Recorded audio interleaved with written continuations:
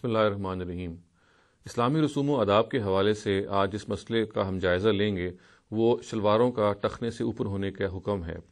یہ بات عام طور سے جب بھی مسجدوں میں جایا جاتا ہے تو ائمہ حضرات، امام حضرات ہوتے ہیں، وہ اعلان کرتے ہیں نماز شروع کرنے سے پہلے کہ مرد حضرات اپنی شلواروں کو اپنے ٹخنوں سے اونچا کر لیں۔ تو ہم اس حکم کے حوالے سے یہ دیکھیں گے کہ اس کی کیا صحیح نوعیت ہے، اور نبی صلی اللہ علیہ وسلم سے ظاہر ہے اگر انہوں نے فرمایا ہے تو کس پس منظر میں فرمایا ہے، اور آیا یہ کہ واقعی کیا جب بھی نماز پڑھنی چاہیے یا عمومی زندگی میں جب بھی انسان نے کوئی بھی لباس پہنا ہو تو اس کو اپنی شلوار یا اپنی پتلون یا اپنا پاجامہ کیا واقعی فی الواقع ٹخنوں سے اوپر رکھنا چاہیے، کیا یہ دین کا کوئی حکم ہے؟ تو دیکھیے، سب سے پہلے تو ہم اس بات کا جائزہ لیں گے کہ قرآن مجید اس حکم سے بالکل خالی ہے۔ یہ بات بالکل صحیح ہے کہ نبی صلی اللہ علیہ وسلم سے بخاری میں اور دوسری اہم کتابوں میں روایات آئی ہیں جو یہ کہتی ہیں۔ نبی صلی اللہ علیہ وسلم کے مثال کے طور پر نسبت سے یہ بیان ہوا ہے کہ انہوں نے یہ فرمایا کہ جس شخص کی جو آزار ہے وہ ٹخنوں سے نیچے لٹکی ہوئی ہوگی، اللہ تعالیٰ قیامت کے دن اس کو دیکھنا پسند نہیں کریں گے، جس کے نتیجے میں ظاہر ہے کہ اس کی شناعت ہے جو روایت سے نکلتی ہے، اور اسی بنیاد پہ ہمارے ہاں یہ ایک روایت چل پڑی ہے کہ مرد حضرات جو ہیں ان کو حکم دیا جاتا ہے، ان کو بتایا جاتا ہے کہ وہ اپنی آزار کو خاص طور سے نماز کے موقع پہ بالکل اپنے ٹخنوں سے نیچے نہ کریں۔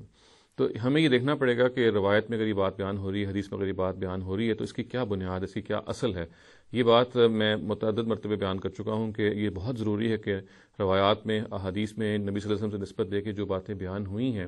ان کا جائزہ ہم قرآن مجید کی روشنی میں ضرور لیتے رہیں، اس لیے کہ نبی صلی اللہ علیہ وسلم جو بھی فرماتے ہیں، جو بھی وہ کہتے ہیں، اس کی اساس قرآن مجید میں ضرور ہوتی ہے۔ تو دیکھیے، اگر ہم اس پوری ٹریڈیشن کا بھی مطالعہ کریں گے تو ہمیں یہ معلوم ہوگا کہ عربوں کا یہ خاص لباس تھا جس میں انہوں نے لباس کو اپنے کی لڑیں چھوڑ دی ہوتی تھی، وہ پیچھے سے گھسٹتا ہوا آتا تھا، اور ایک استکبار کا، ایک تکبر کا بڑا ایک ایلیمنٹ تھا جس کے اندر، جو کہ بالکل چھلکتا تھا۔ گویا کہ ایک آدمی بہت ایروگنس کے ساتھ، بہت زیادہ غرور کے ساتھ جب زمین پہ چلتا تھا تو اس کا لباس جو پیچھے گھسٹتا ہوا کے ساتھ آتا تھا وہ اس کو ایک خاص طرح کا ایک تاثر دیتا تھا کہ یہ آدمی بہت متکبر ہے۔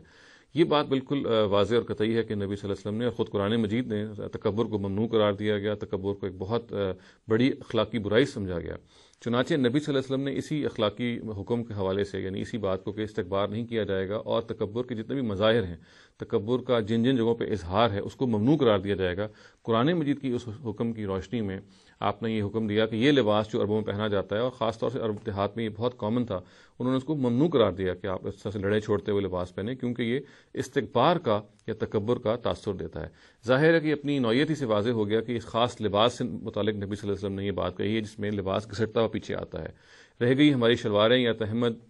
یا اسی طریقے سے ہماری پتلونیں، ان میں بارے میں بالکل واضح اور قطعی بات یہ ہے کہ ان میں سے اس کا کوئی تاثر نہیں۔ زیادہ سے زیادہ آپ تہبند کے بارے میں یہ کہہ سکتے ہیں کہ وہ ایک مشابہت پائی جاتی ہے، اس میں احتیاط کرنا چاہیے، تاہم پتلون اور پاجامے میں یا شلوار میں تو بالکل اس طرح کا کوئی معاملہ نہیں ہے۔ چنانچہ پتلون، پاجامہ یا شلوار اس حکم سے سرے سے متعلق ہی نہیں ہے۔ تو ہم بالکل بلا خوف تردید یہ کہہ سکتے ہیں کہ نبی صلی اللہ علیہ وسلم کا جو یہ حکم ہے یہ کوئی عام حکم نہیں ہے، یہ عربوں کے اس خاص لباس سے متعلق تھا جس میں تکبر کا، ایروگنس کا، استکبار کا ایک بڑا کھلا اظہار ہوتا تھا، اور نبی صلی اللہ علیہ وسلم نے ظاہر ہے کہ تکبر کو قرآن نے چونکہ ممنوع قرار دیا تو نبی صلی اللہ علیہ وسلم نے بھی تکبر کے جتنے بھی مظاہر ہیں، جتنی بھی مینیفیسٹیشنز ہیں، ان کو آپ نے ممنوع قرار دیا، اور اسی بنیاد پہ اس لباس کو بھی آپ نے ممنوع قرار دیا۔ اور اس اظہار کا اس طرح سے لٹکنا ہم یہ جانتے ہیں کہ ایک انسان کی شخصیت کے اندر جو تاثر پیدا کرتا ہے وہ اسی استکبار کا پیدا کرتا ہے جو اس کو ممنوع کیا ہے قرآن مجید نے۔ چنانچہ ہم یہ بات کہہ سکتے ہیں کہ شلوار یا پاجامہ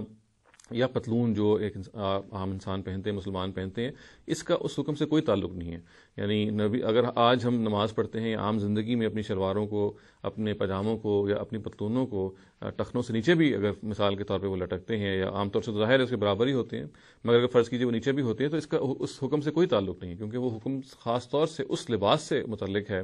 جو عرب وہاں پہنتے تھے، اور اس کے اندر استکبار کی علت پائی جاتی تھی۔ آج اگر ہم مثال کے طور پر پتلون پہنتے ہیں اور وہ اگر آپ کے ٹخنوں سے نیچے لٹک بھی رہی ہوتی ہے تو اس میں کسی بھی پہننے والے کے وہم و گمان بھی نہیں ہوتا کہ وہ استکباراً یہ کام کر رہا ہے، وہ متکبراً یہ کام کر رہا ہے، وہ ایک شو آف ایروگنس کے طور پہ یہ کام کر رہا ہے۔ چنانچہ اس سے اس کا کوئی تعلق قرار نہیں پائے گا۔ اقول قولی ھذا واستغفر اللہ لی ولکم ولسائر المسلمین والمسلمات۔